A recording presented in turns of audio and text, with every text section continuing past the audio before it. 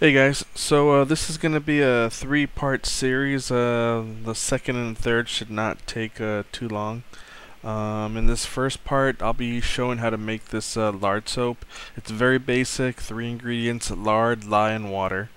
Um, I'll go over some of the other items that you might want to incorporate into making this soap.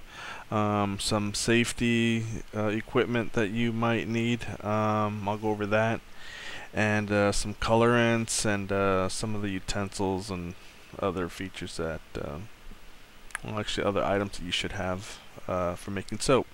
So with that, let's get started. So in this first part of the series, I'm going to show you how to make this lard soap you see here in the picture. It's really easy to make. It's a good introductory to soap making. Doesn't take a whole lot of ingredients, and it's easy on the pocket, so you won't be spending a whole lot on materials. One of the first things you're going to need is some lard. Here in this picture you can see just a block of lard that I bought from a supermarket. It's a little over 2 pounds, and I think the price for that was about $2.70 or so. But this will be perfect to start off the soap making. You might find some pails of lard for like $4. Just check with your supermarket over in the meat section. Typically has that.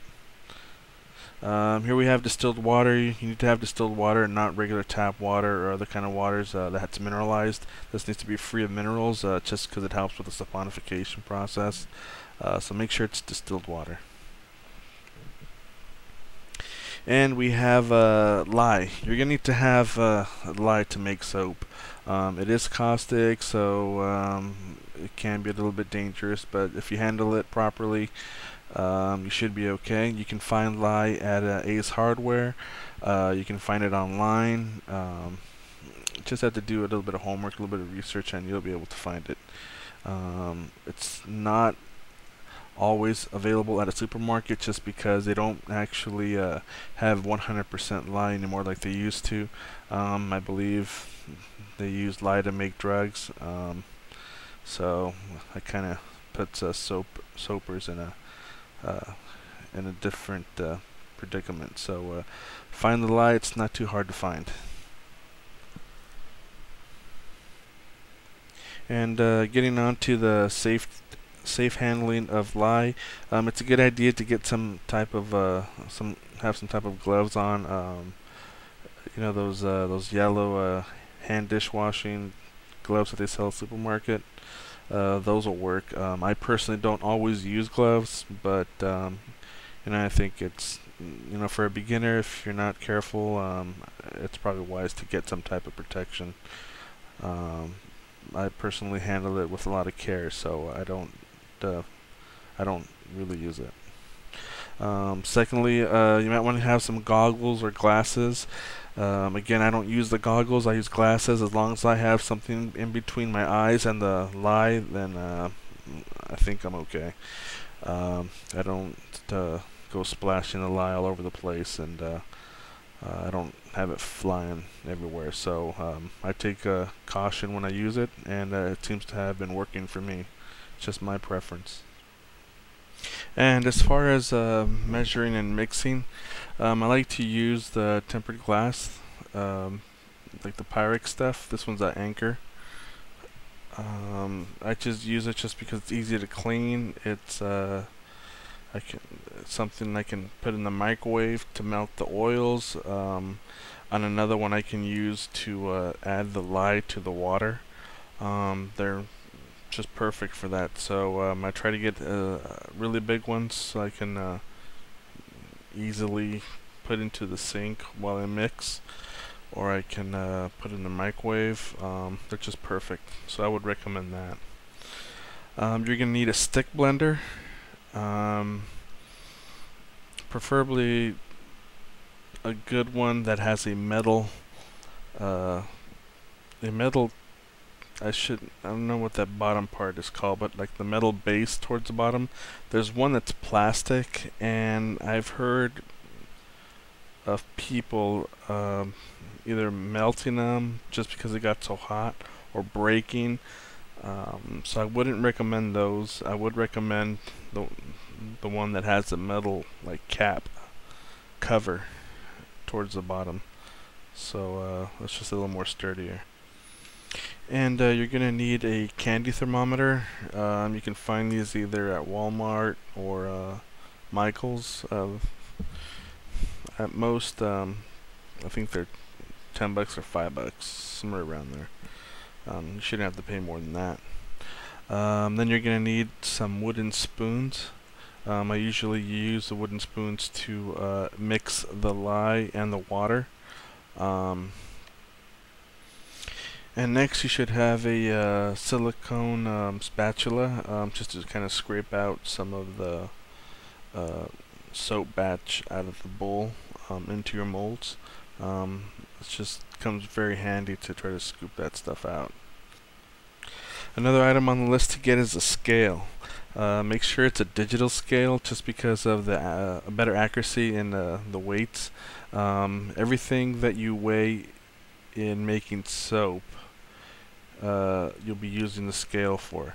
Nothing is weighed or nothing is measured by volume.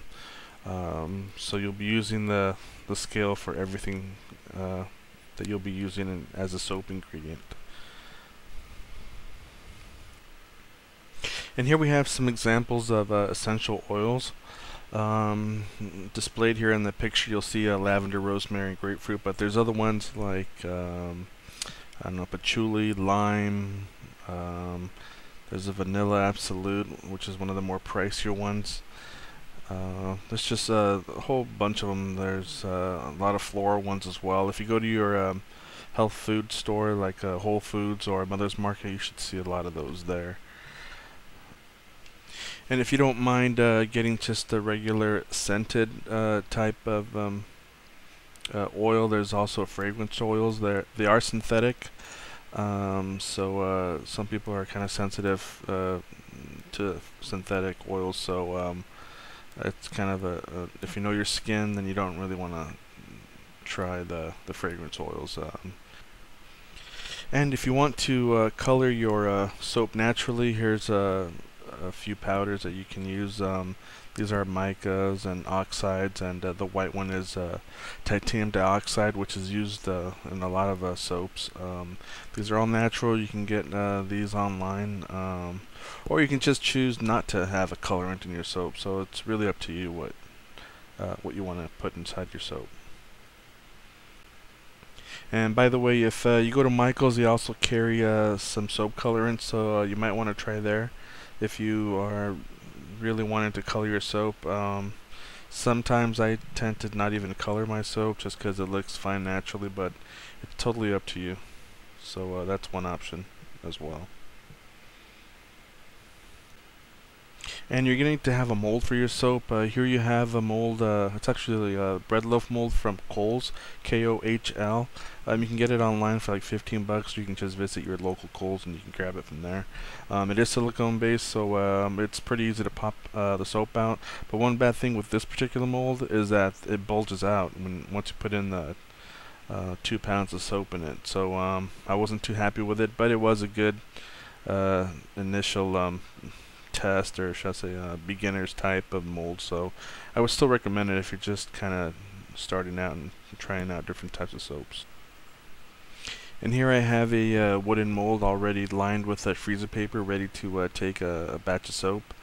My other previous videos I've showed how I made it, so it's up to you if you want to make one yourself. It's pretty inexpensive. I know they sell them online as well, so it's entirely up to you. The freezer paper, you can get it at supermarkets, Vons, Ralph's, they all carry that.